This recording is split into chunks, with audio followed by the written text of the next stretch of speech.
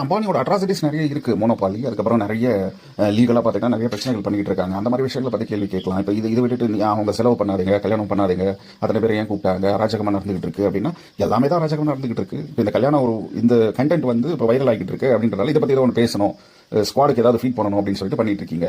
இது மாதிரி அம்பானி எந்த அட்ராசிட்டிஸும் பண்ணதே இல்லையா? அப்போ அங்கே போய் பேச வேண்டியது தானே, அதை பற்றி எல்லாம் வீடியோஸ் தொடர்ந்து போட வேண்டியது தானே.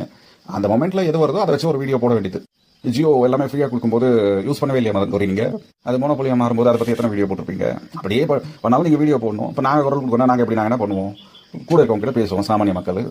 அப்படின்னா உங்கள் கமெண்ட் செக்ஷனில் வந்து நாங்கள் கமெண்ட் போடுவோம், அவ்வளோதானே பண்ண முடியும். இல்லைன்னா நாங்கள் ஒரு சேனல் ஆரம்பிச்சு நீங்கள் எப்படி குரல் கொடுப்பீங்களோ அந்த மாதிரி குரல் கொடுக்க முடியும். வேற என்ன பண்ண சொல்கிறீங்க எங்களை? நீங்கள் எப்படியோ நாங்களும் அப்படி தான். பேசாமல் இந்த அம்பானி மதன் வரையும் கூப்பிட்டு தொலைச்சிருந்தா அவர் அதை போய் எங்கள் ஃபங்க்ஷன் அட்டன் பண்ணிட்டு வந்துட்டு ஃபங்க்ஷன் எப்படி வந்துச்சு தெரியுங்களா? எவ்வளோ சூப்பராக பண்ணாங்க தெரியுமா?